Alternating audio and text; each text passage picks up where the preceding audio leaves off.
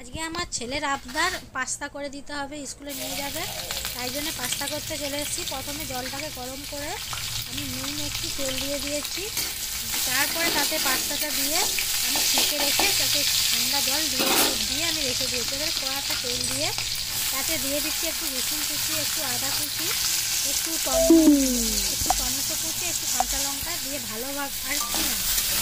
ভালোভাবে নাড়াচাড়া করে আমি সবজি দিয়ে দিলাম। সবজি আমি কেটে রেখেছিলাম, গাজর, বিনস, ক্যাপসিকাম, এগুলোকে দিয়ে একটু দিয়ে ভালোভাবে নাড়াচাড়া করে তারপরে আমার যে পাস্তাটা আমি ঠান্ডা জল দিয়ে রেখে দিয়েছিলাম সেটাকে দিয়ে তাতে এবারে পাস্তা মশলা আর পাস্তা সস সেটা দিয়ে নাড়াচাড়া করে নামিয়ে নিলে হয়ে যাবে আমাদের পাস্তা। আর আমি আমার ছেলেকে